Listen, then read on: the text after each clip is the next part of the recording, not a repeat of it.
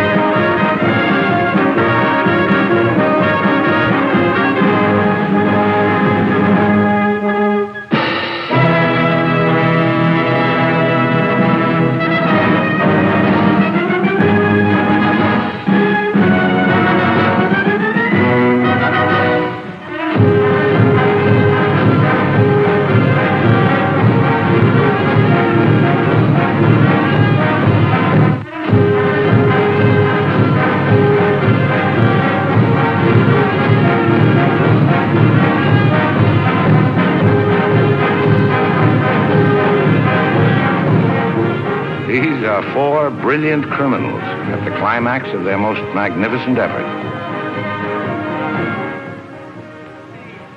This effort began 6 months ago in Porto, where we were all aboard the ship for Africa. And they were my associates in a quest for uranium. An element not one of them knew the first thing about, except that they'd heard you could get dough for it. Big dough. Who? I mean, what do you suppose they are? Businessmen, does it matter? Well, if we're going to be on a small boat with them for weeks and weeks. I only said they might be fellow passengers. Harry, we must beware of those men. They're desperate characters. What makes you say that? Not one of them looked at my legs.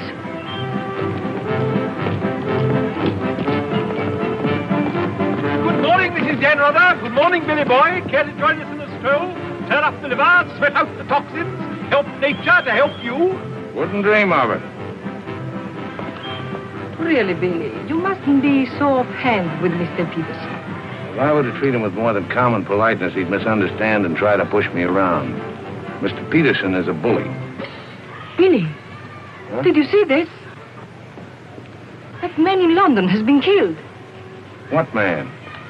Paul Van Meer, high-ranking official in the Colonial Office, was stabbed to death early this morning by an unknown assailant outside a club in Soho. This is the 3rd crime of violence to occur in that vicinity within the past month. What is it, Billy?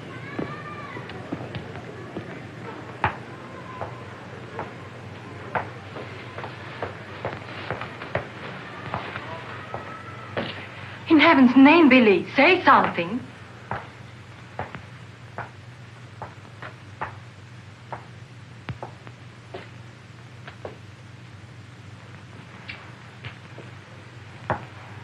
You understand, of course, that Peterson arranged this. It seems there's been a lot of violence around there lately. I don't pretend to be a fool. But look, Billy, this happened early Tuesday morning. We'd all left London well before that. What about Jack Ross? What about the galloping major? But I thought he only stayed behind to get that phone call from Mombasa. If it came through, he'll be here this morning. Well? Don't get so excited. Don't jump to unpleasant conclusions. Jump, they might as well have drawn a map. Why was Peterson worried about Van Meer? What made him think he was dangerous? He was afraid Van Meer wouldn't stay bought. Afraid he'd get the wind up after we'd gone. He had visions of him trotting upstairs to his superiors, announcing I have certain information that certain persons have paid certain sums of money Don't talk so loud, Billy. to obtain illegal rights to certain mineral supplies. That Indian, that Raja or whatever he was, that you worked for in the old days, he killed a lot of people, didn't he? Ah, but he had a better style. Besides, he was out for a kingdom, half the size of France. What's the difference between that and millions of dollars? We must think of the future, Billy. This is our big chance. It may be our last. Except for Mr. Peterson, we couldn't even pay last night's hotel bill. Where are you going? Have a cafe, drink a lot of Pernod, and listen to the band. You won't make a fuss, will you? It doesn't do to make a fuss. You have to think of the main objective. Naturally, it doesn't do to be fussy.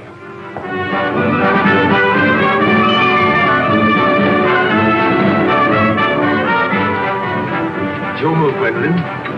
Glasses.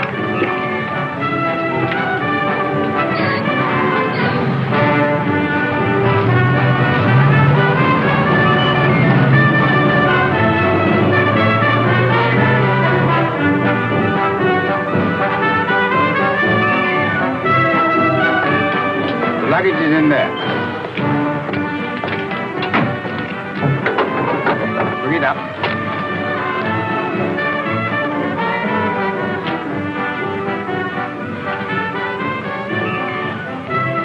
Harry, look, the desperados. Not quite now, convict Billy. Hard liquor before noon. I'm celebrating. Celebrating what? The safe arrival of the Major. He came galloping in a minute ago looking tired but satisfied. I take it his mission was accomplished? Yes, well, it's getting on for lunchtime, gentlemen. I'll see you later, Billy. Your move, Gwendolyn. Gwendolyn, it's your move. Oh. Check. Last. Are you sailing on the Niagara? Africa bound. So are we. Oh, my name is Chelm. This is my wife. How do you do? My name's Dan Rutherford. How do you do? Are your friends sailing too? The whole kit and caboodle. You're a very mysterious group, I must say. Really, Gwendolyn? How so mysterious? Well, for one thing, you all appear to be of different nationalities. Your move, Gwendolyn. Check. I have a theory about you and your friends. Correction. My associates. As a matter of fact, I think you're doctors. Evil ones, I mean. You're going to the heart of the jungle where human life is cheap to perform ghastly experiments which require the sacrifice of thousands on the altar of science. You must excuse my wife. She has a very lively imagination. Check me. I don't know how you expect me to play a decent game when you keep talking all the time. Harry's been all out of sorts today. Usually he's a wonderful loser. Good morning, Mr. Dunrada. I bring you the captain's compliments, along with the sad news that the sailing of the SS Nyanga has been postponed. Now, look here. This boat is most definitely scheduled to sail at 2400 hours. Scheduled, Mr. Chelm, but not, I fear, destined to do so.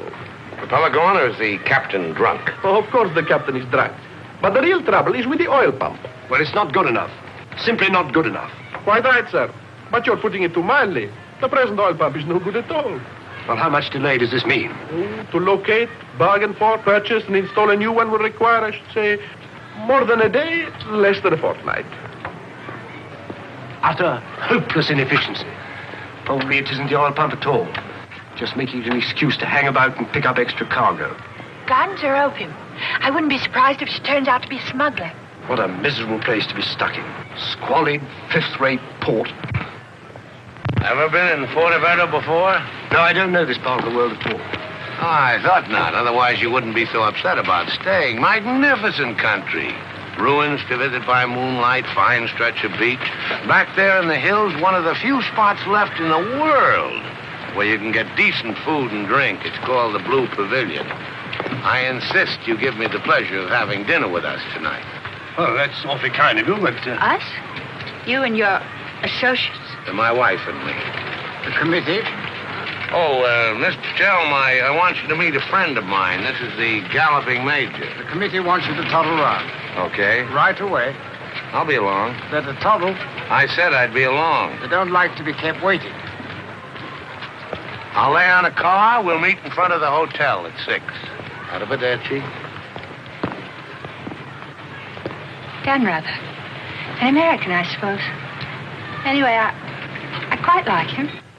Time. 24 hours in the day, 1,440 minutes for somebody else to get busy on the same idea as ours. We ought to have got the plane and flown out, as I said from the start. You remember I said it, O'Hara? My name is not O'Hara. It is O'Hara. You hear? Mr. O'Hara. Yes, Mr. O'Hara. But you remember I said it? I said we ought to take a plane. Time. What is time? Swiss manufactured, French hoarded, Italian squandered, Americans say it is money, Hindus say it does not exist. You know what I say? I say time is a crook. If we took a plane, we'd be there inside 15 hours. Instead of who knows where. I don't want any more talk about flying. The sky is for the birds. My feet on the ground. Both of them. Come in, Billy boy. What's all the fuss about? No fuss, Billy. We're merely wondering what course to pursue in view of this unfortunate delay. Join the peasants in their revels. Go to church. Write your memoirs. Very funny. I like an associate of mine to have a sense of humor. Good laugh does more for the stomach muscles than 5 minutes setting up exercises. And now that we've had our moment of fun, and all the better for it, let's get back to the question. Doesn't this delay call for a cable to your friend in British East? Mustn't send cables. Can't you get it through your heads that the population down there has trained noses? They can smell a uranium deal like a cat smells fish. But aren't you afraid, Billy, that when our little party doesn't show up on the date you said, aren't you a teeny bit afraid that your friend might use this as an excuse to begin negotiations elsewhere? If my friend were looking for an excuse, he'd find a better one in the morning papers. What do you mean? I'm talking about the untimely demise of Paul Van Meer. Well, I'm appalled, Billy. What an unwholesome opinion you must have of your colleagues to imagine that we... Look here, Peterson, you don't have to convince me of anything. You don't care what I think as long as I don't do anything about it. And I won't, unless you ever decide to sick that knife-happy little junkie on me. Watch yourself, laddie. Now, Jack, behave yourself. Sit down. For shame, Billy. I think you owe an apology to everybody in this room. And if you're half the gentleman I know you are, I'm sure you'll make it. As I was saying, Peterson, you've nothing to worry about. My friend won't pull out unless I tell him to. For purely venal reasons, that's the last thing I have in mind. Jack, give Billy a light.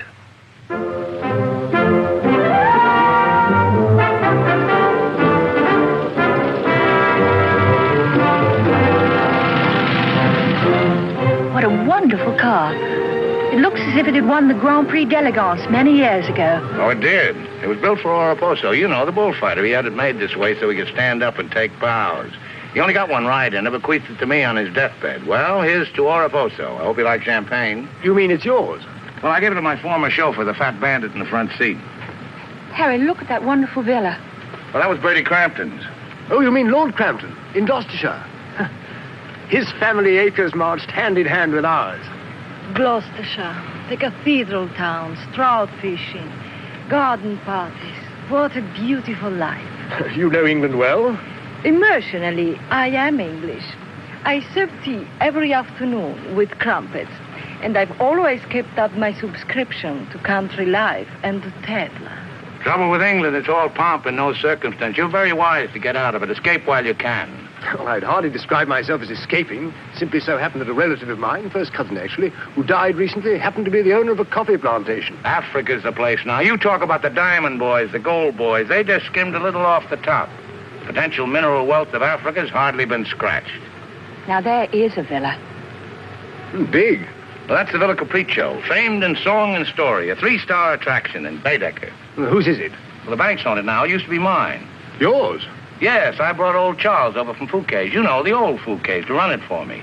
Then when I decided to pull up stakes, I bought him this restaurant we're going to. Least I could do to show my appreciation. Well, here we are. Charles! Charles! Wait here a minute while I rout old Charles out. He doesn't even know we're in this neck of the woods. Charles! Charles! He must think we're extraordinarily naive. Knew all those people. Owned that vast villa. Bought this place because he liked the fellow's cooking. What utter balderdash. Oh, perhaps he did. I beg leave to doubt it. Did you notice his wife? She seemed to be rather a sensitive little woman. Really embarrassed by all that rot.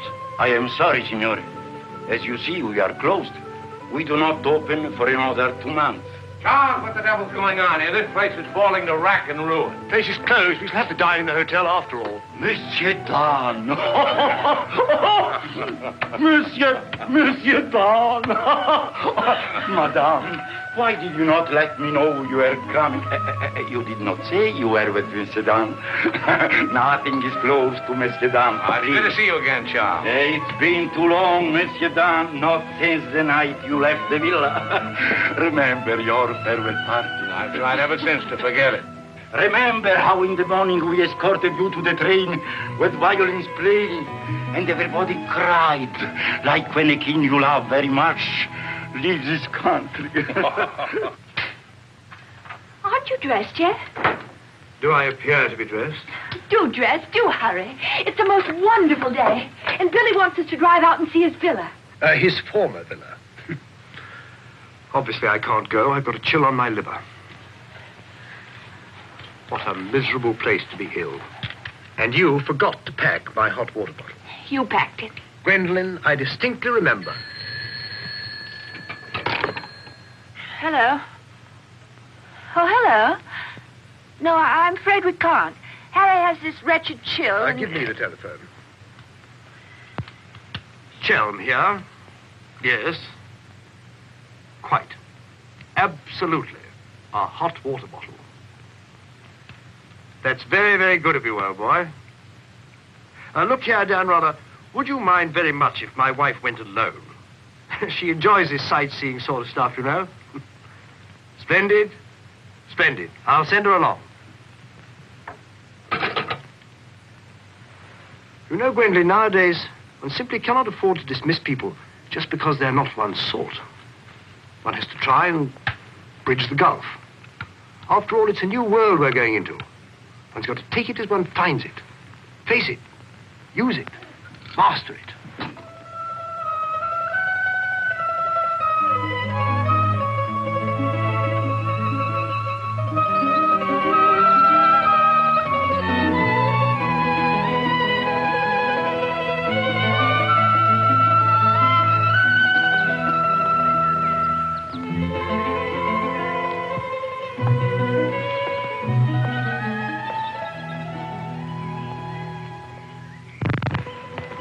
You know, I've seen Americans on the street and in the cinema, of course, but I've never talked to one before. Are you a typical American? I think it's important that I should know. Why important? There are two good reasons for falling in love. One is that the object of your affections is unlike anyone else. A rare spirit, such as Lord Byron. The other is that he's like everybody else, only superior. Harry, for instance, is the very best of a type. Well, as you must know, I'm a typical rare spirit. How long did you live here? Well, the longest I've ever lived anywhere is 2 years. Well, when you were a child. Didn't you ever have a mother and a father? And a house and a street and a town? No, I was an orphan until I was 20, and then a rich and beautiful lady adopted me. You know, I've changed my mind about your being an evil doctor. You're off to keep a rendezvous someplace in Africa sacred to the tribesmen. You're going to found a new empire and make yourself master of the riches of the world. But you need a beautiful blonde queen to impress the natives as the incarnation of the Queen of Sheba. That's why you're making a pass at me. Am I? Of course. I don't generally go sightseeing with strange men. You don't believe that, do you? Well, I believe anything you say. Do you? Well, you shouldn't, you know. You really shouldn't. Mr. Chelm? Yes? It's I, Mrs. Bernardo, Maria. Oh, come in. Tea for two and two for tea? Now, that's most awfully kind. You shouldn't have troubled, really. Billy told me you had a chill. Bit of one on the liver. 2 tarsal. Milk, of course. Of course. I feel I should like somehow to do him a good turn of some kind. You do? Well, naturally. Oh, I see. Naturally. I think it would be nice if you were able to do something for him. Help him along. Give him the benefit of your advice. Delighted, of course. For instance. Oh, something with business. He was very pleased with that tip you gave him on the way home last night about the gold shares. I've forgotten what I told him. What was it? I don't remember either. I was listening to your voice. I wasn't listening to what you said. You see, if you were helping him, it would be so much easier for us to be together a lot out there in Africa. Was he any headed for business? Why, he's simply brilliant. I wouldn't have thought it. But of course he is. You don't suppose I'd marry a ninny, do you? If you imagine that Harry's simply going to Africa to plant coffee, you're very much mistaken. In point of fact, coffee is the least of Harry's interests. In point of fact, the land he's acquiring is extremely rich in certain minerals. Minerals which are indispensable to the production of atomic energy. Harry's land simply teems with uranium. Wouldn't surprise me to see him become the uranium king. So you see, my husband isn't such a ninny as you may have imagined. It might very well be worth your while to go in with him. The potential mineral wealth of Africa has hardly been scratched. Well, I was telling you last night. But of course, it's a well-known fact.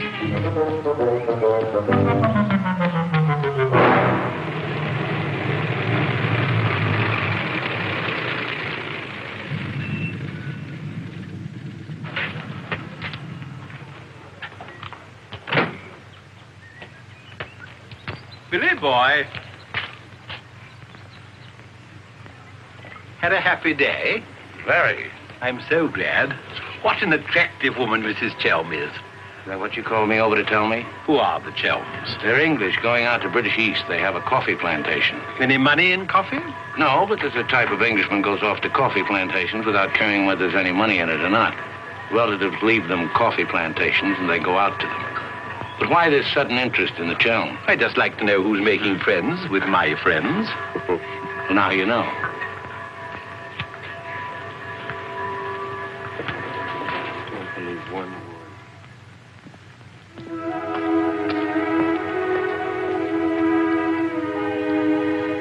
You know, if I ever leave you, it'll be for someone of the type of Harry Chell. Well, bully for you. I suppose that type of Englishman is like a story I once heard. An English gardener in England was showing some Americans one of those wonderful English lawns. And of course, they wanted to know how to make a lawn like that. And this English gardener said... He said all you have to do is get some good grass and roll it every day for 600 years. I heard that story before you were born. Englishmen tell it when they're feeling down in the mouth. Just don't understand the child type. You're not even listening. You never do. Someday I'll say goodbye and you won't hear that either. One day I shall really meet my type and run off with him. And you'll be simply amazed. It's possible. George Moore said, I learned it by heart years ago. He said that each great passion is the fruit of many fruitless years. Judge Moore was a very distinguished English writer, you know. Except that he was Irish. Cheer up, sugar. If I make $1 million on this deal, I'll buy you an old English lawn, one we can roll up and take with us.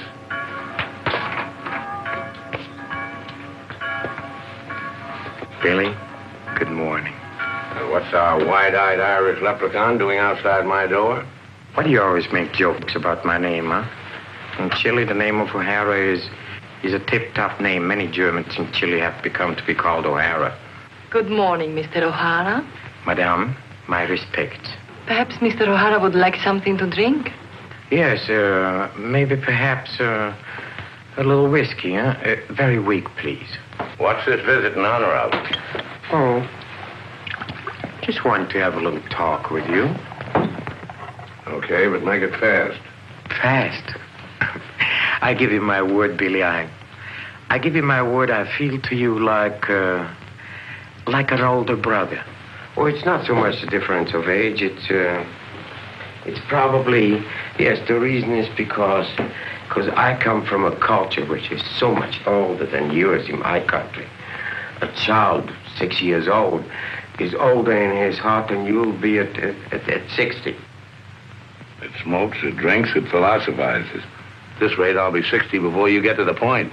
The point is that Peterson, Ravello, myself, we are the principals in this case. We are in with the money. We cannot switch around and turn, but an agent, it's easy to imagine that he could conceivably doesn't feel himself quite as irrevocably committed as Peterson or...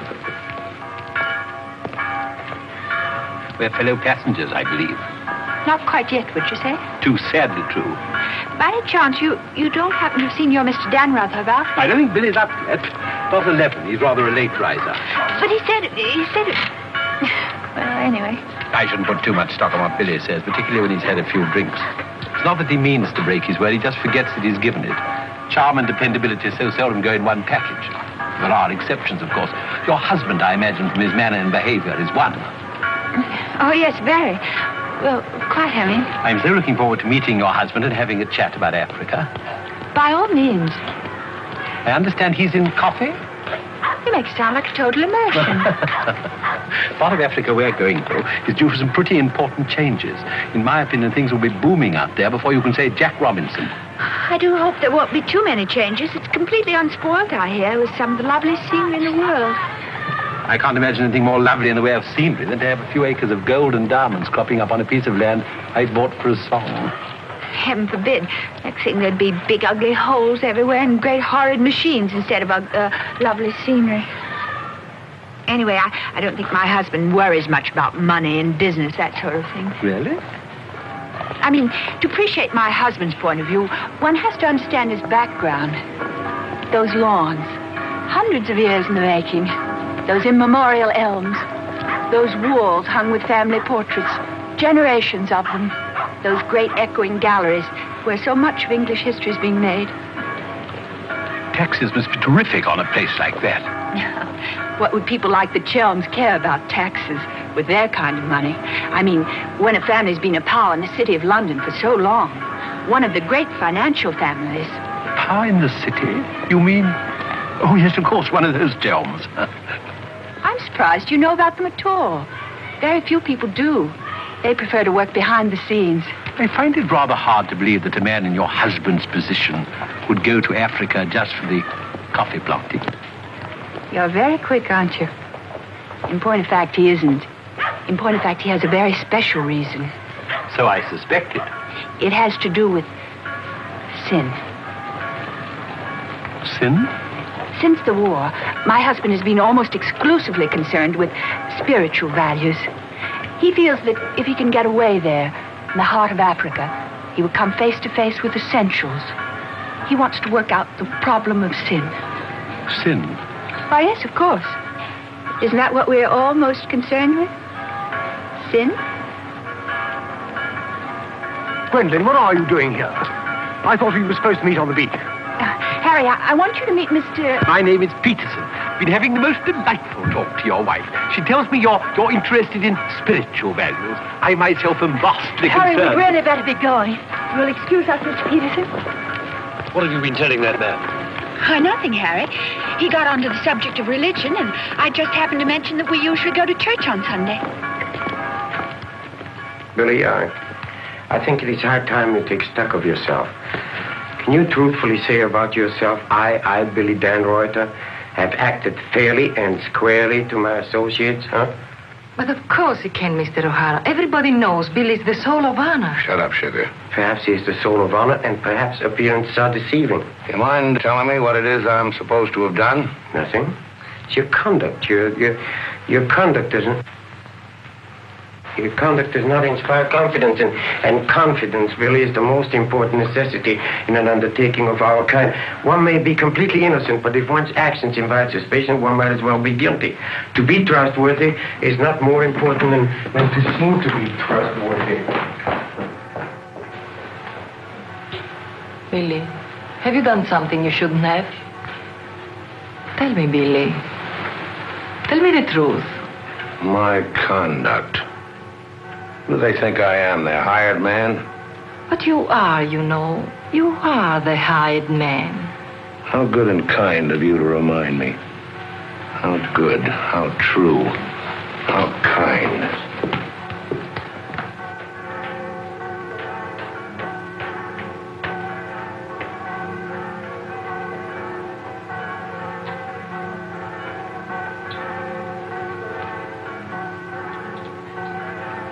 I say, Dan, rather good to see you. How about a drink? Well, Oh, come on, my dear fellow. Let me buy you a drink. Oh, Gwendolyn, don't forget to send one to Aunt Beatrice. Can't understand it. Gwendolyn distinctly said she'd join me on the beach. Then I come back and find her sitting there in that cafe. Extraordinary creatures, women. well, let's drink to them. Pano. Scotch. Come on, you tiny little wreck, have a drink. We're drinking to women. Take the drink, but won't join you in the toast. Glass of Irish. Women. Hitler had the right idea. Keep them in their place. Kleine Kinderkirchen, babies in the kitchen. Say what you want to about Hitler, he had his points. Come. Look, This generation's had its chance. Hitler, Mussolini, those are the men. Now is the age of the barbarians. The world's going up in smoke. I say let it come, get it over with. Well, if you don't mind, I'd like another year or so of worry. Worry? Just 1 minute, laddies. I've just 2 or 3 words to say to you, laddies, and that's don't worry. Don't ever worry. I'm in a position to know secret information.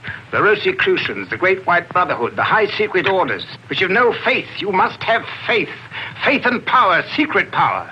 Men who guard the trust from the deepest insides of the whatchamacallit. Mystic rulers, all one club, chained together by one purpose, one idea. Mankind's champions. Follow me, Billy? Oh, why, of course. This generation's had its chance. Hitler, Mussolini. I can't stand here and permit you... Are you interrupting me? Relax, Jack. Have another drink. I simply want to state that things don't happen to be what certain people imagine. An officer may find himself strapped for money, and he may undertake certain things which in other circumstances, no, absolutely no. Absolutely. Absolutely no. In the old days, I should have simply told people of your ilk to buy their own drinks. Poor old Jack. I'll teach you. I'll teach you to insult an ex-officer of the Indian Army. Well, are you yellow? The bar. You're Major Ross? Right. Ross here. Right. Right again. Come along, the committee. Save for the bell. I've never heard such rot in my life. Sin. Oh, sin. All I could do was to keep a straight face. No, I'm certain of it now. These are 2 very clever and dangerous antagonists. Sit here and help me close. But how could they possibly know what we're up to? Great interests like the Chelms have ways and means. Yes, and I'm convinced they're out to get us even before we get started. We must get ahead of them. Time has entered the picture in a new way. Never forget the time factor, gentlemen. It always enters the picture in the end. I'm sending a cable to London. I want full information on those Chelm interests. British Africa, too. Check up on his interest there. Every time the plane lands, I'll try and reach you by telephone. Keep me informed of the latest development. Dan Reuter, that lying, swinish, rum-swilling double-crosser. What pleasure it would give. No, you can't at the moment. We need him. Right now, we need that swinish, lying double. Did I hear my name? Rub-a-dub-dub. 3 men in a tub. Tub? Oh. Been a change of plan, Billy boy. You and I leaving for Africa. How's that? You and I are flying to Africa by the next plane. Oh, what's happened, Peters? Must be something important to get you on a plane. Perfectly simple, Billy boy. The trouble with the oil pump and the general uncertainty about when the Nyanga will sail forces me to sacrifice my personal comfort. I prefer to fly rather than run the risk of arriving too late. Well, there's also such a thing as arriving too early. What do you mean by that? Well, the land doesn't come up for auction for a couple of weeks. My friend can't make his move until then. If we sit around British East all that time, somebody's going to start wondering who we are and ask questions. Is that your real opinion, Billy, or are you just looking forward to a long sea voyage with the attractive Mrs. Chelm as your companion? Or perhaps you have even other reasons? Such as? That's for you to know and for us to find out. You'd better get your packing done.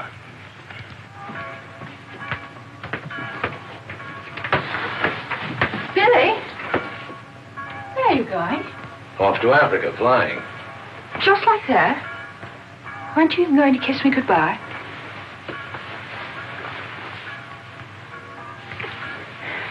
I wish. Don't say it. What? That you wish we'd never met. You'll be coming on the boat, and in Africa we'll get together and... I think I hate you. Letting those revolting men order you about. Don't deny it, I've watched them. They treat you like a servant. They say, hop it, and off you hop. I know what it is. They have a hold on you. Some black secret that could ruin you. What makes you think that? No, it happens all the time. My old Spanish nurse told me that half the people in the world would be ruined at once if everyone told what they knew. But couldn't you let them done away with? I mean, you must know plenty of people who could bump them off. It probably cost a good deal, but it'd be worth it, certainly. Well, it's not impossible, except that afterwards I wouldn't have any money. This way I stand to make a lot. Millions? Maybe. Then perhaps your connection with those men isn't quite so undignified as I thought. Those millions, would they be pounds or dollars? Well, either way suits me. No, that's very careless of you. The state of the pound is so uncertain. You must think in terms of hard currency. Maybe I should hire you to handle my affairs. You could do worse. I'm awfully intelligent, really. Come along, Billy boy. The car's waiting.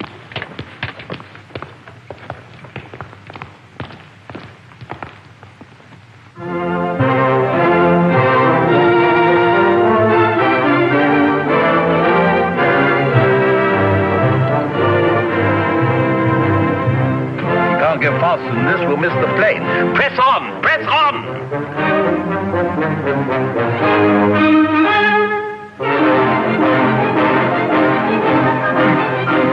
High posting.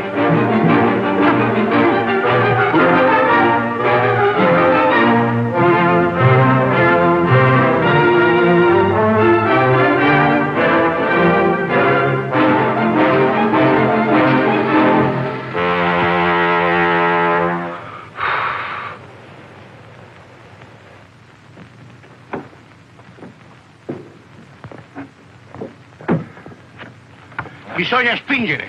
Push, push.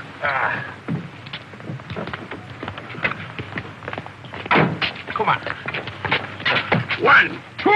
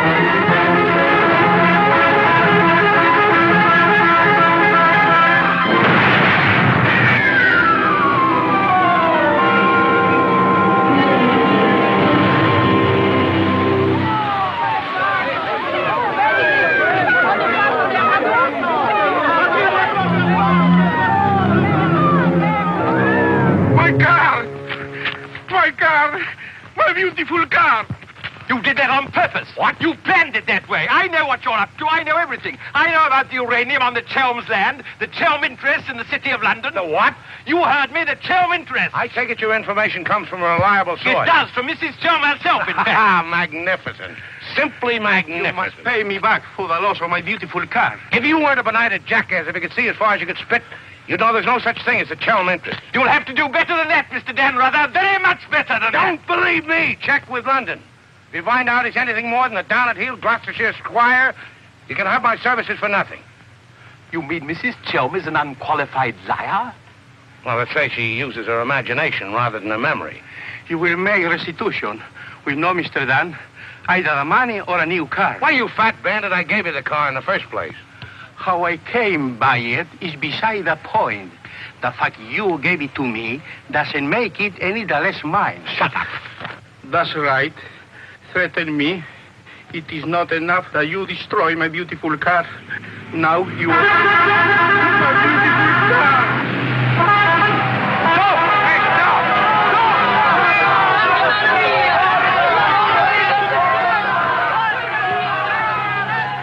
stop! More than anything, I want Billy to make a grand success out there. As you care so much about money, I should have thought you would have left Billy for some rich man. I shouldn't think Billy would mind, really. I mean, neither of you are in love or anything. You are a strange girl. Of course I love Billy. Actually, I adore him. And Billy loves me very, but very much. That's why I trust him with his little unimportant amours. And what does he say about yours? But, darling, all husbands like their wives to seem attractive to other men. Be sure you explain that to Harry. I'm going back to the hotel.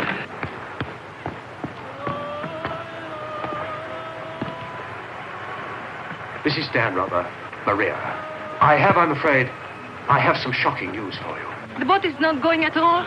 There's been a terrible accident. Your husband's car drove over a cliff.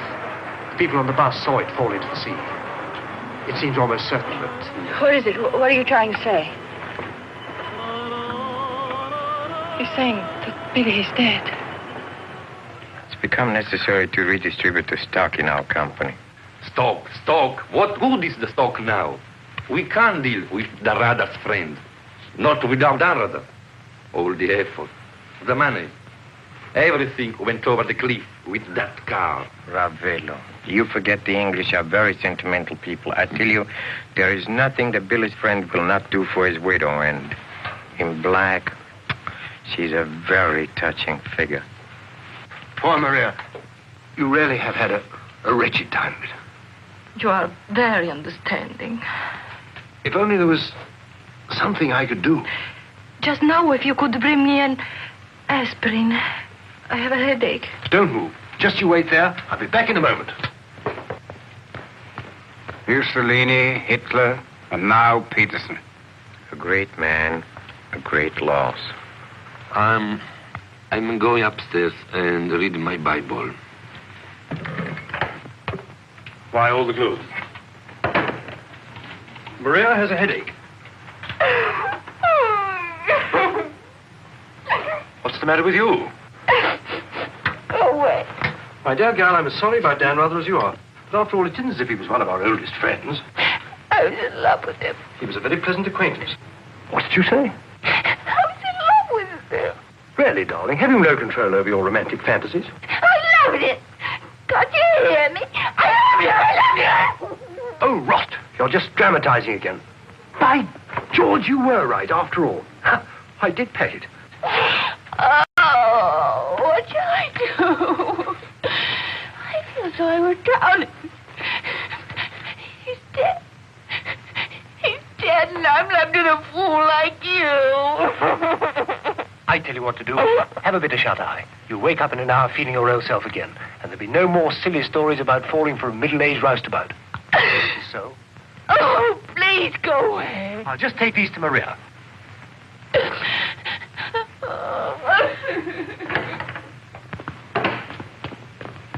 Mr. Shelm, this is very important, for you as well as for myself. Yes, well, get on with it.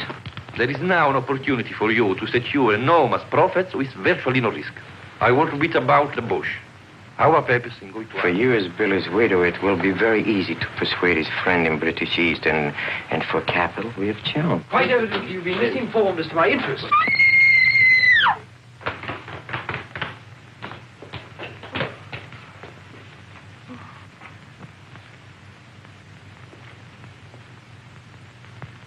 What's the matter with all of you?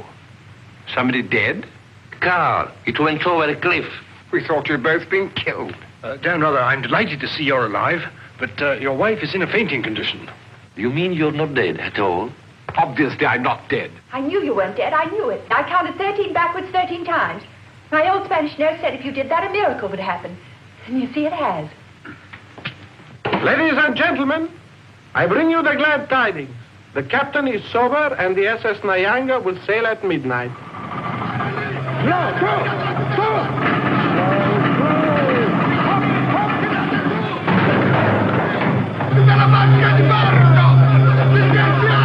I can't see it anywhere. What can have happened to it? My dispatch box, where is it? A black tin box this size. What have you done with it? Guardi che la sua valigia gliel'ho messa in cabina. I told you to take the most particular care of it. I shall not go on board till my dispatch box has been found. Having trouble, Shell? I think that I can't cope with myself, thank you. È la seconda volta che glielo dico. La valigia gliel'ho messa in cabina, è inutile che insiste con me. Says he put it in your cabin, whatever it is. Idiot! Why didn't he say so in the first place? Say, look. What's happened to Harry? He's been giving me the fisheye all evening. Oh? What is it? Perhaps it's because when I thought you were dead, I told him I was in love with you. You what? I couldn't help it. It made you seem less dead. And? Oh, he didn't believe me. He thought my nerves were upset. Sort of delirium. He thought it quite a joke. The idea of my inventing a love affair with a middle-aged roustabout like you. That's what he called you. Well, now that I'm back in the flesh, you'll begin wondering about that delirium of yours. I suppose seeing you alive is different from thinking of you dead. You're just great cooped up on that tub with a suspicious husband. Billy.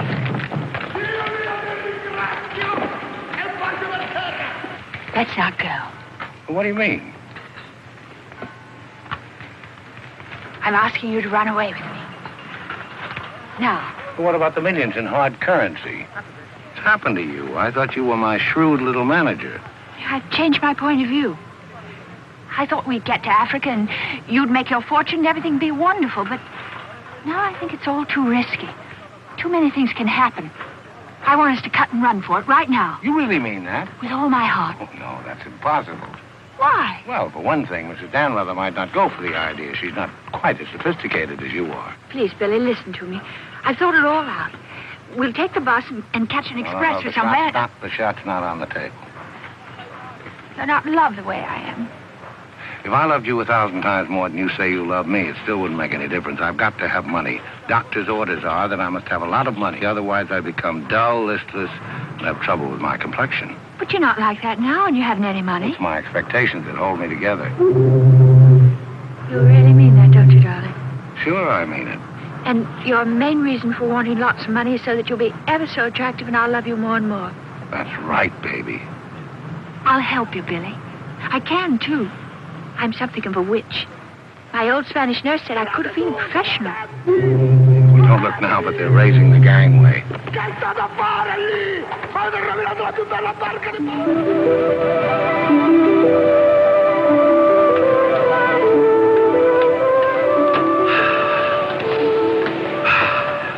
The air, ozone. What a pity we can't bottle it, gentlemen. What a fortune we'd make. Neptune's mixture. Now breathe deeply. Remember, every breath is a guinea in the bank of health.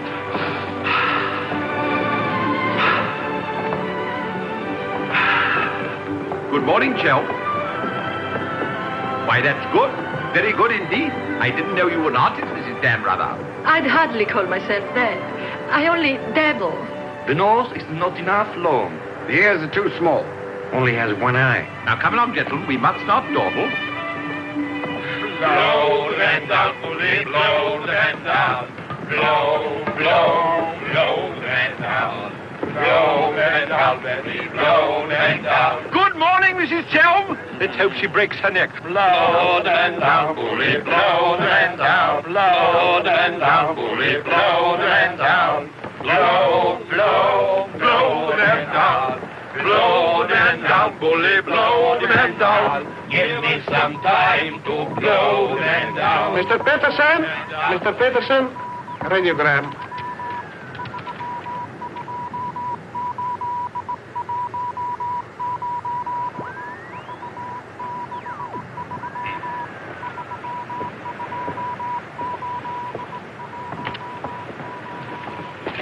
No Chalmers State, Gloucestershire, stop. No Linda Gentry, Chalmers. What do you make of that? He's not a Gloucestershire squire. Like Billy said. Just as I was beginning to take Billy at his face value. But if he's not what Billy said, then what is he? We are at sea again, gentlemen, in more ways than one. Mystery, more mystery. Billy is a liar. Heaven only knows what Chelm is. CID, maybe. You borrowed my thought. What to do? What to do? The time has come for direct action. You remember last night when we came on board? The fuss he was making about his dispatch box?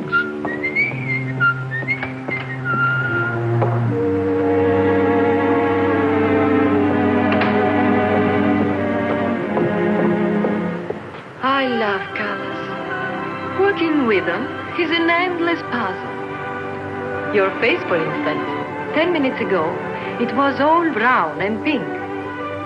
Now the light is changed and is chalky white. What? Tinged with green. Green? It must be getting rough. Just a little. Don't break the pose. I don't feel very well. I think I'll go below and take a pill.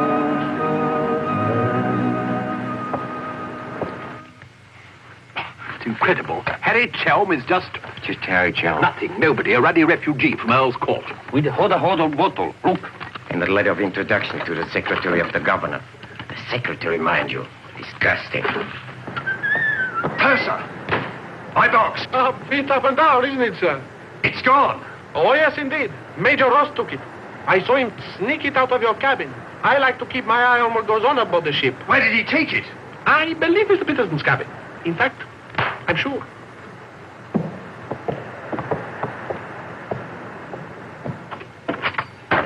Ah. And now may I ask what explanation you have to offer? He forgot his hot water bottle.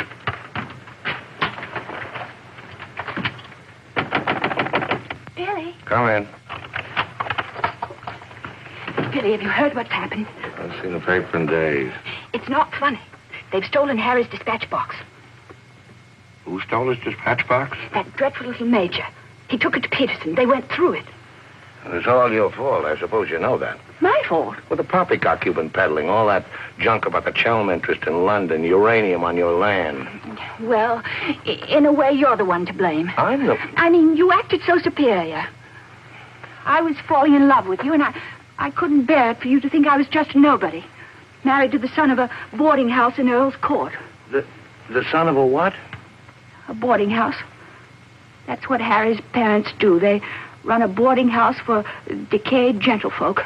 But the way he talks, the way he acts, I thought It's just that he sees himself in a place in the West Country with trout streams and horses, leading the life of a country squire. It's not his fault if people take it for granted that he has a place like that. He's never once said that he had. Well, country gent, son of a boarding house or whatever he is. I suppose I'd better get his box back. Oh, he got it back himself. Well, then there's no harm done. Except that Harry's gone to the captain. He's going to have them put in irons. He is what? He says that's what they did in the Royal Marines. Look here, Skipper, there's a perfectly simple explanation for all this. I happen to own a dispatch box which is very similar to Mr. Chelm's. When I didn't find it in my cabin, I asked Major Ross to see if it had been stowed away somewhere else by mistake. The Major found what he thought was my box in the saloon with some other luggage. The box has been in my cabin ever since we sailed, under the berth. As soon as I saw the box, of course, I realized at once that it wasn't mine. I simply opened it to find out to whom it belonged so that I could return it to its rightful owner. I can't conceive why this gentleman should imagine I should be interested in a box containing patent medicines. I'm not a hypochondriac. Purser, tell the captain exactly what you told me about the box. Why, sir, you asked me whether I'd seen it, and I said it might be the one I'd seen being carried along the passage by Major Ross. You distinctly told me that you'd seen it being taken from my cabin. Oh, you must have misunderstood. You were rather ill at the time, if you remember, sir. That's all, Purser. He's been bribed. He's in league with these criminals. Just a case of a misunderstanding. That's how I look at it. Now, what about a little cognac? To wash away any ill feeling. I don't care for a drink. And let me assure you that this matter is far from settled. While rifling through my personal effects, I feel certain that you must have noticed I had a letter of introduction to the secretary of the governor. I suspect he'll be much more interested in what I have to say than this gin-soaked so-called ship's captain. You mind your tongue! Any more else? You're the one I put in irons. As far as I'm concerned, this is a close incident. You got your box back. Why don't you forget the whole thing? What possible interest do you expect the Colonial Office to take it? On the contrary, I expect them to show considerable interest in a gang of crooks who are trying to swindle the country out of vast uranium deposits.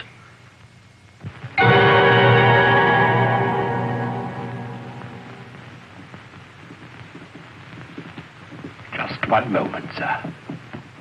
What leads you to believe? This gentleman obviously hasn't seen fit to inform you that during your supposed demise, he attempted to lure me into your nefarious venture. Unfortunately for you, he acquainted me with all the pertinent facts, Facts which I intend to communicate to the proper authority at the very earliest opportunity.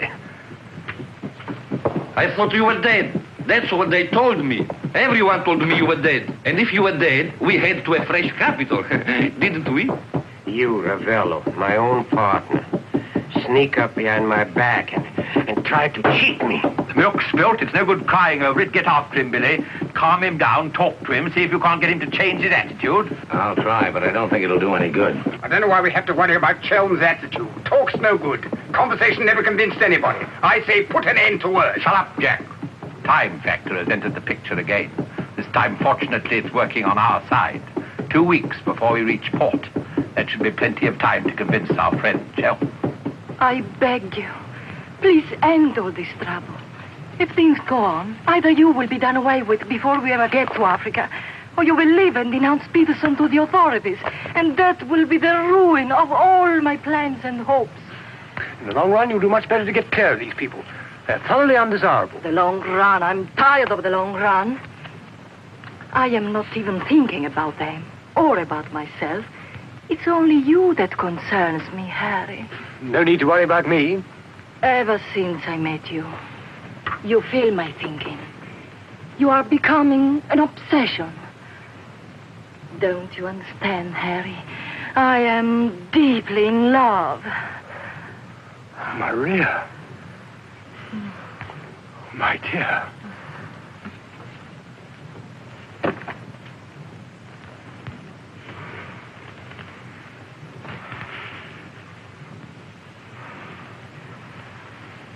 Only you could make a woman feel like this. All I want is to be in your arms, now and always. You forget I'm going to be done away with. Oh, no. It will be easy to arrange. What you must do is this. You will write me a letter. A love letter. You will tell me that you cannot denounce Peterson, because then I will suffer too. Because you love me so much, you cannot bear to hurt me. Such a letter they will believe if I show it to them. My dear girl, you must see that this is quite out of the question. I don't propose to make compromises. Not compromises, Harry, darling. But you can see if you cause trouble, the whole of our plans, my plans, you would not want to make the innocent suffer. It would be much better if you don't interfere, Maria. I must handle this as I see fit. Then you intend to go ahead with this business, tell stories and ruin everything? It will be much better if you cut loose from these people. No happiness can come from such an association. Harry, I'm asking you not to do this. Please, write a letter. Then there will be no trouble for you, no trouble for us, no risk when we get to Africa. I'm sorry, my dear. We English are a very pig-headed lot. You think you can get away with this? But Maria, my dear good Maria, listen. First you made love to me. Now you tell me you will ruin me. You'll forgive me, but it was you who made... Oh, shut your trap. Go on, do what you like. You think you're such a brave man. I'll tell you what you are. You are a heel. What the blazes now? What's happening? What's going on here? The oil pump's on the blink. The electricity's failed. Utter folly. A ship lying in darkness this way? We might well be rammed at any minute. I'll tend to this myself. Which way is the engine room? The passengers are not... I'm sure your chief engineer will welcome the advice of an ex-officer of the Royal Marines.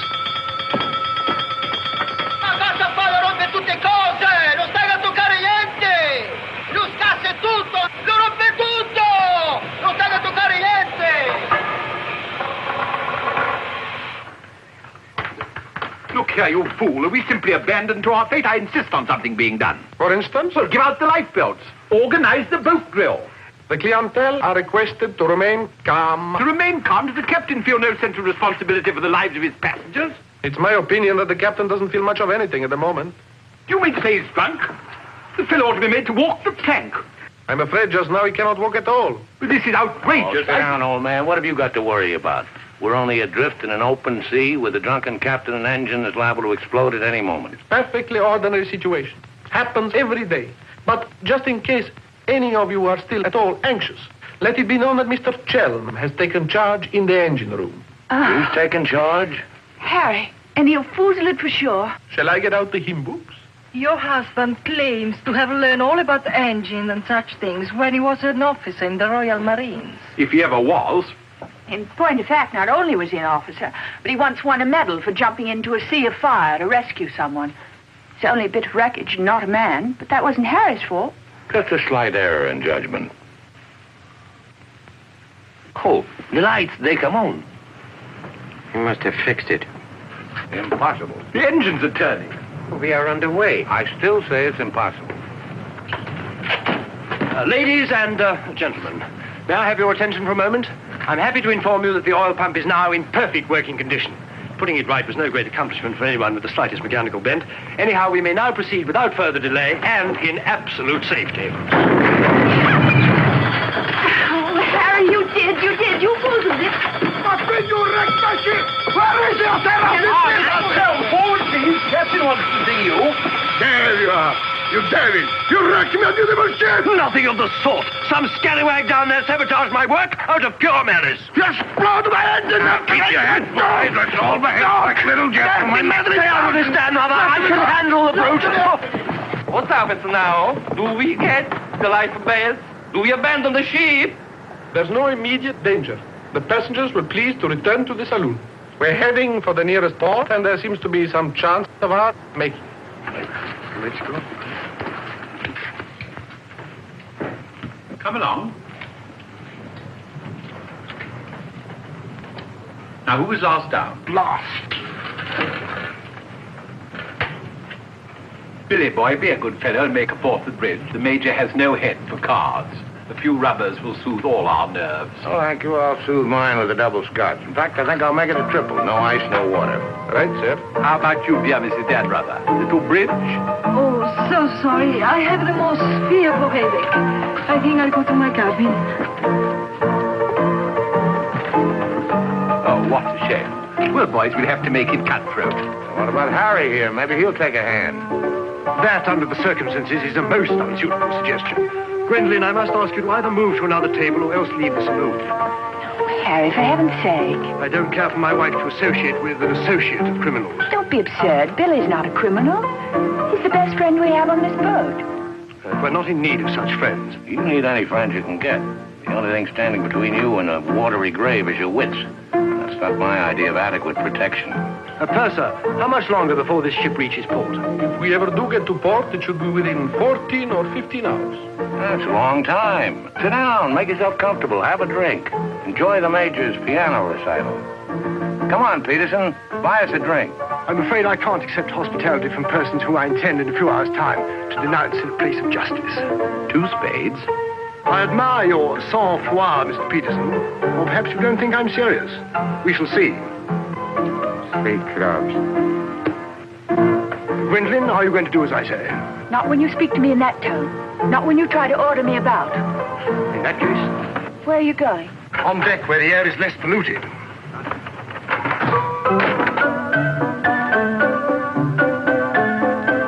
Sir, 4 tonics. I think you'd better go after Harry.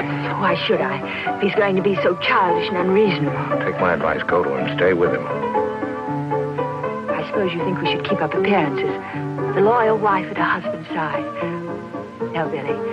I'm experiencing something that is rare and beautiful. And I shall not deny it, either by word or by deed. I love you. Let the whole world know it. I love you, I love you. Yeah, well, keeping up appearances isn't exactly what I meant. Then why do you want to send me tagging after Harry? He's being such a deadly bore tonight. Deadly, but not dead, not yet. What do you mean? They killed one man just because they thought he might try to get in their way. Now, handsome Harry here is certain to blow the whole thing wide open. They killed a man? Really? Who? Just a man. Well, for all Harry's being too tiresome and my loving you to distraction, I still wouldn't want to see him done in. He has some perfectly darling traits, really. I mean, like always remembering one's birthdays. No, we simply mustn't let anybody murder Harry. Well, keep him in your cabin. Never let him out of your sight. Keep him under lock and key. Oh, Billy, that awful music. It's so loud. It comes right into our cabin. Peterson, tell the Major to soft pedal it. And while he's about it, he might change the tune. Oh, don't you like it? It's one of my favorites. I'm afraid he doesn't know any others. Do you, Jack?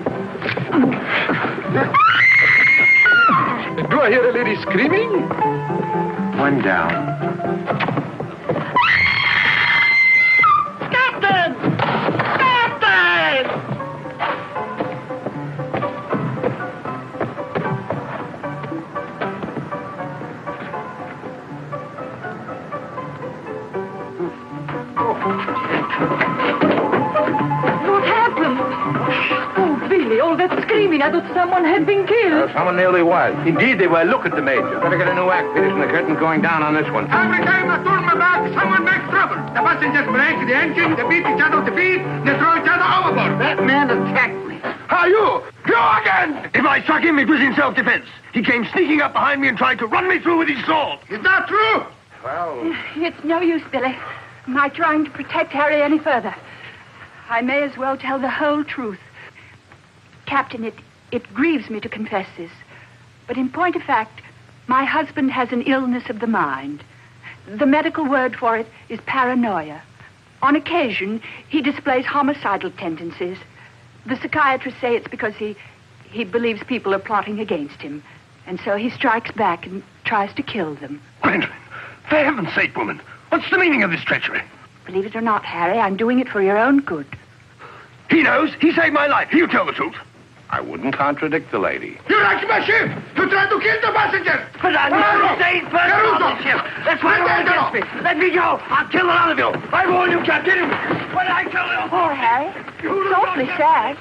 We've tried everything to cure him. Take your hooligans off. How dare you lay hands on me? You hooligans! I'll have you put in irons. You'll be the ones in irons. Good. We'll have no trouble from you.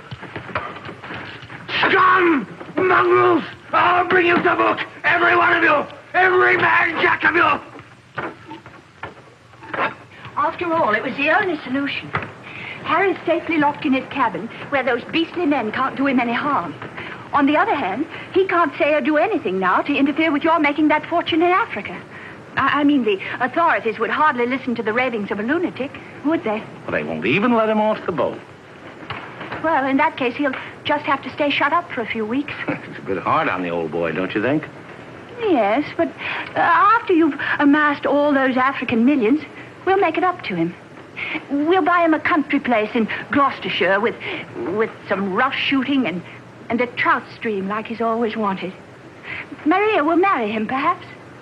She seems to have a very real feeling for English country life. And everybody lives happily ever after. Especially us, Billy. Prepare to abandon ship. What's going on? I believe, sir, that we are sinking. What? Station, everybody. Blow up your life. We're sinking. Harry! Harry, open the door! You must! The ship's sinking! Get back.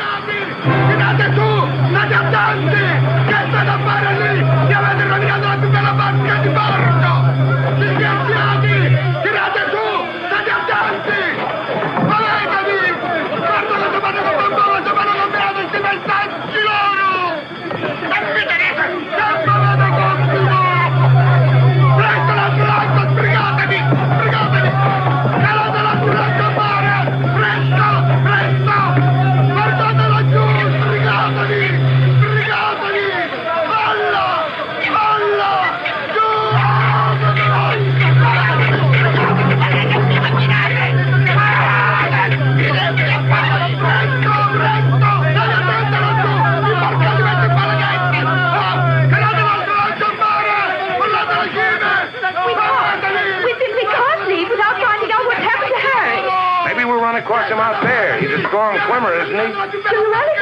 I don't say we will, but it's possible. Anything's possible.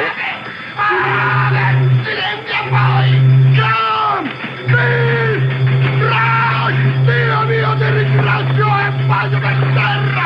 Speriamo che incontri un gruppo di messicani!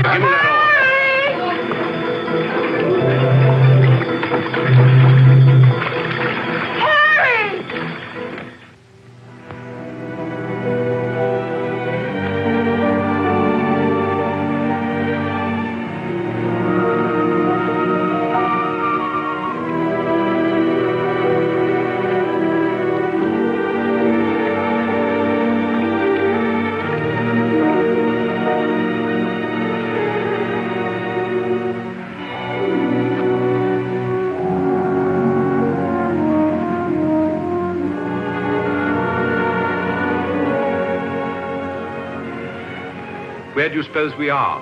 Africa. What part of Africa? Yes, that's important. What part? Not a bad place to land. No customs, no forms to fill out. Tell us at once where we are. It's important I know. You mean to say there are parts of the Dark Continent where you won't be received like the prodigal son? Olio. What's that? Olio.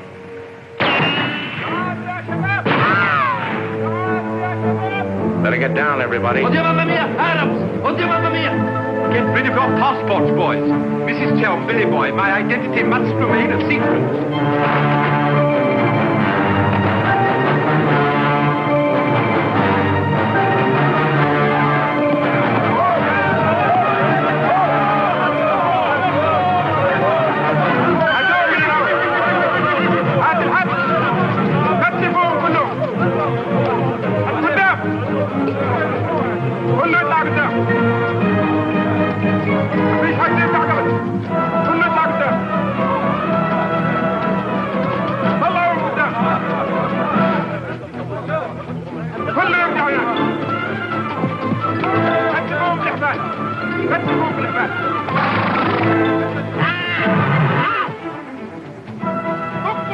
Olio, what's that? It was a company that sold arms to the Arab legions. Wait a minute, that rings a bell.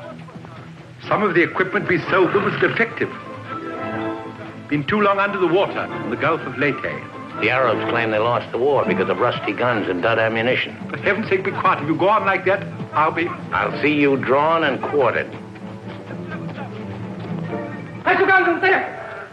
يلا فيتا فيتا فيتا راجع انت فيتا فيتا يلا امشي فيتا فيتا يلا تعال الغد يلا بابا يلا.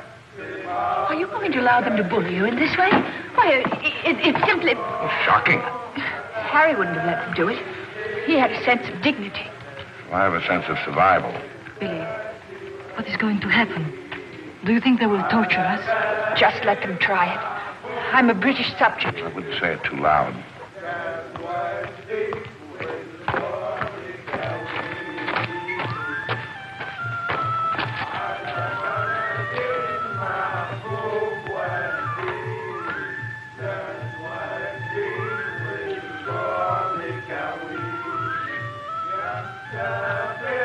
we shipwreck. Big boat, go down. Bottom ocean. We take little boat. Row all day, row all night. Savvy? There's only one way to deal with these swine. Walk up to them and kick them in the belly. Show them who's boss right away. We sight land. Your land. Praise Allah. Come ashore. Suddenly, boom, boom, boom. No good way to treat shipwrecked people. You will please to hand over your passports.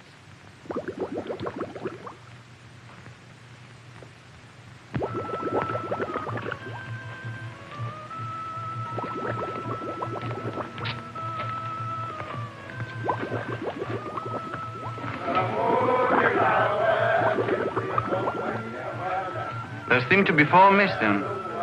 Will those who have not handed over their passports hold up their hands?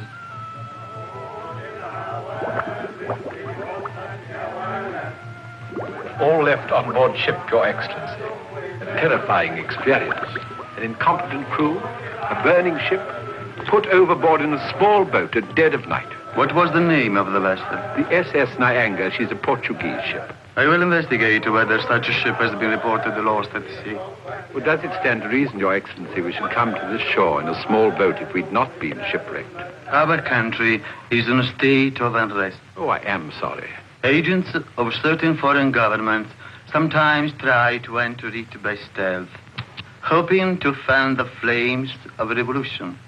Therefore, we check carefully on the activities of strangers. But surely, Your Excellency, in our case, one look is sufficient to convince you of our innocence.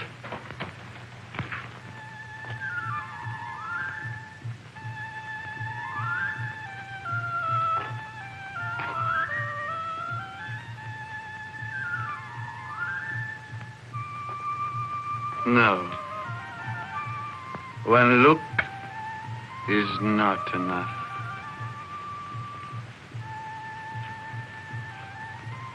If you think we're the enemies of your country, the logical thing is to boot us out.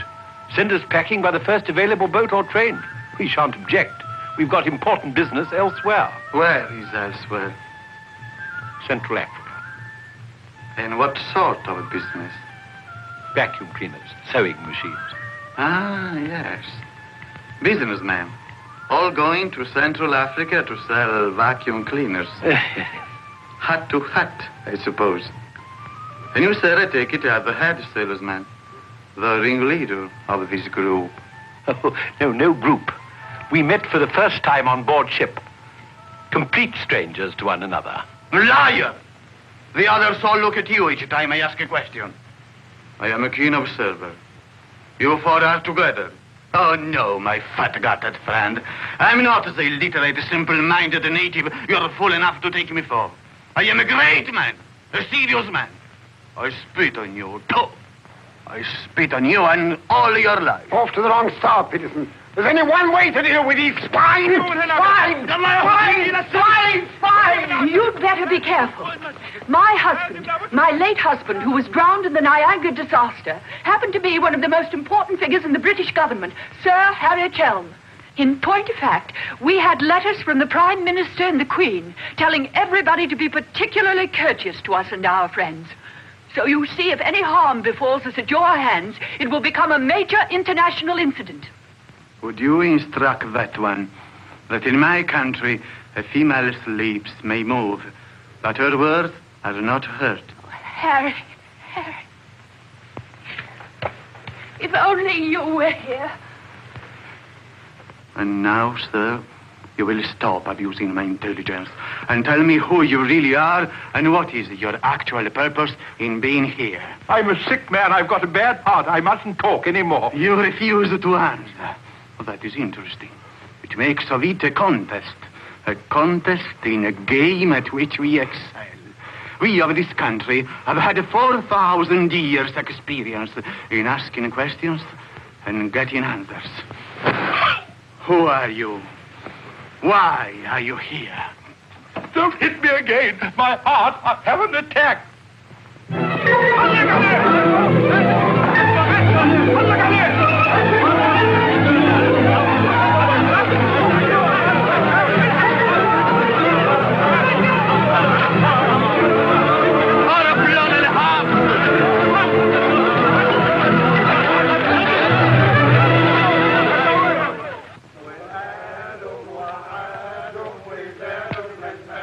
Billy's led a thoroughly decadent life.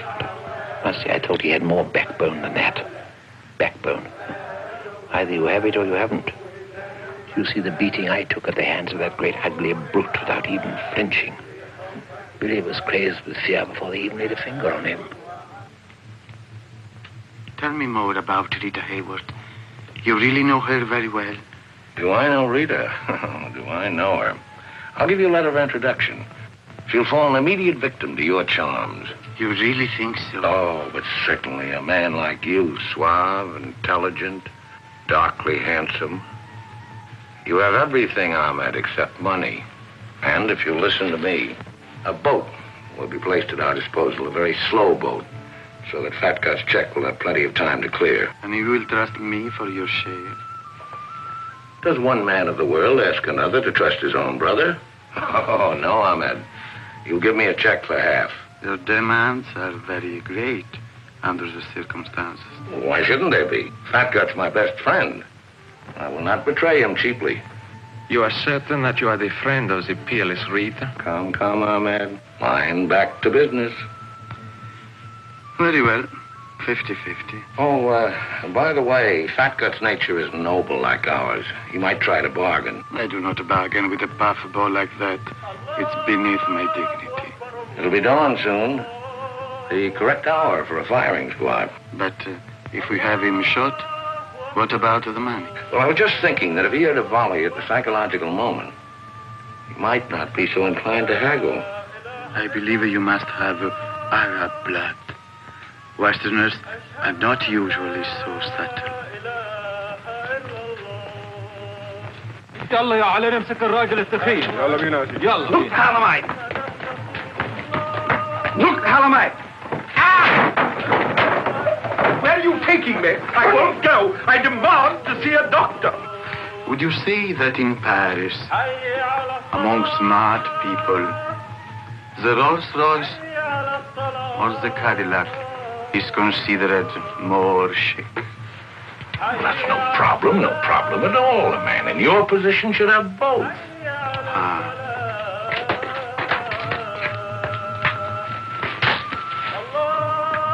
Mr. Dunrather, I believe, would like a word with you. Billy, sit down, Peterson.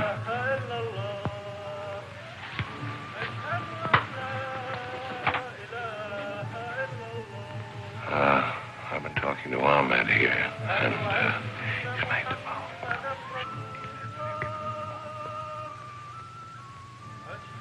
It's blackmail. They can't pay.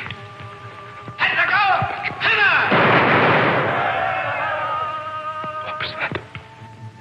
Firing squad. It's execution day. Will he take a check?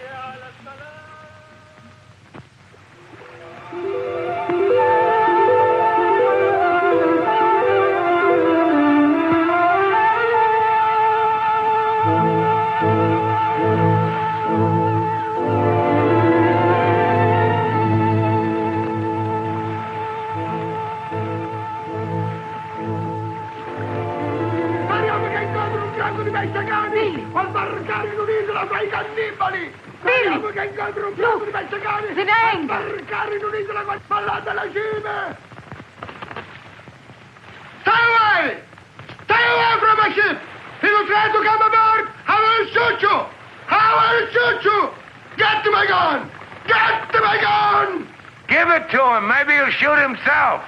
My gun! My gun!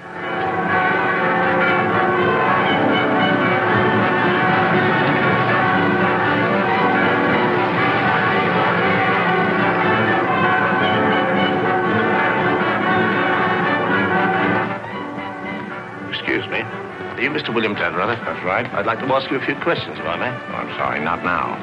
Forgive me, but it's rather important. Yes, it always is. I was a newspaper man myself once. Very well, you may quote me as saying that everybody was heroic except Mrs. Danrather, who ate all our boots. Very amusing, but I'm not a reporter. Oh? Jack, go to the phone, make reservations. The first plane to Nairobi, 6 seats. Yes, and if they don't have any, talk to the right man and tell him if he kicks other people off the plane, we'll make it worth his while. I always said we ought to take a plane. You remember I said that, Mr. Horror. I said we ought to take a plane. Mustn't dawdle, Billy boy. Great deal to do and not much time. Those are the other members of your party? Yes, I'd like to talk to them too. Oh, what's it all about? I believe you were acquainted with a Mr. Van Meer, now deceased. Peterson, you and the boys better come back down. The gentleman here wants to speak to you, Mr. Jack Clayton of Scotland Yard. You take your wine here or upstairs, Mr. Dunn? No, we'll have it here. Care to join us in a drink, Clayton? No, thanks. It's a bit early in the day for me. I read somewhere that a Scotland Yard man never accepts a drink from anyone he intends to arrest. Is that true, Mr. Clayton? Quite so. Mrs. Dunrather? No, I'm Mrs. Chelm. This is Mrs. Danrather. Well, how do you do? Well, I wouldn't dream of alarming you lovely ladies, so perhaps I'll have a glass of lovely after all. Peterson, how do you do, sir? How do you do? Ravello. And Mr. Horror. O'Hara, Julius O'Hara, delighted. No, I'm the one to be delighted. It had begun to look as though I'd never catch up with you people. That would have been a bit embarrassing. You see, this is the first time I've ever been abroad on an investigation. I've spent quite a lot of money. And my chief can be very sarcastic about the money one spends, particularly if you fail to deliver the goods. Mr. Clayton is presently interested in the Van Meer murder case. The Van Meer murder case? Oh, yes. That fellow in the Colonial Office. Yes, I read about that in the paper. It was a shocking affair. According to Mr. Van Meer's appointment book, Mr. Peterson, you had lunch with him at the Savoy a few days before his death. That's quite correct. Mr. Van Meer was expert on African matters. We wanted his advice about affairs in British East. Do you recall the subject under discussion? Vaguely. Crop yield. The native labor situation. Inches of rain. Vaccination, shorts. How long do you know Mr. Van Meer? Oh, a couple of months. We met half a dozen times. Did he ever make mention of any enemies, business or otherwise? Did he say anything about romantic attachments? I mean, did he name any women? No. I should have been very surprised if he had done. Mr. Van Meer struck me as being every inch a gentleman. Oh, of course. Well, that's all. Unless somebody has anything further to add. I have. I think you ought to know that the business of one of these businessmen is murder. I beg your pardon. Major Ross, I mean. I can't guarantee Major Ross murdered this Van Meer person. I assure you, however, he attempted to murder my husband with a long, thin dagger, which he always carried about in what looked like an innocent swagger stick. Go on, Mrs. Joe. You see, Major Ross is employed by Mr. Peterson there to do his dirty work. One might say he's a professional killer. My husband found out certain things about Mr. Peterson. Things in point of fact that are a matter of empire, involving, as they do, a plot to exploit our kingdom's uranium resources. And that's why Mr. Peterson decided to have him done away with. Don't run away, Mr. Peterson. That's always tantamount to a confession of guilt. Tantamount is what I call it. More champagne, Clayton? No, thank you.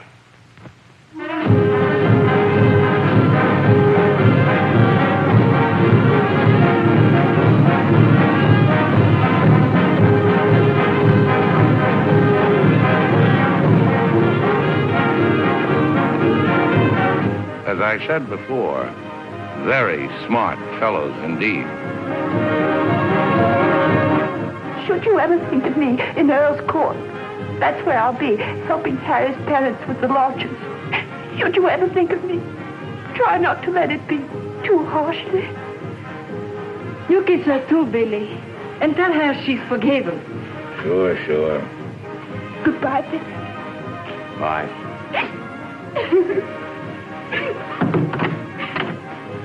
For Mrs. Chelm, just came on the ship's wireless. Oh, by the way, Mr. Danrada, do you know that your associates are all in the Hoosgow? Oh, not that I'm a bit surprised. I put them down as thoroughly bad characters, right off the bat. But then there are so many bad characters nowadays. Take mine, for instance.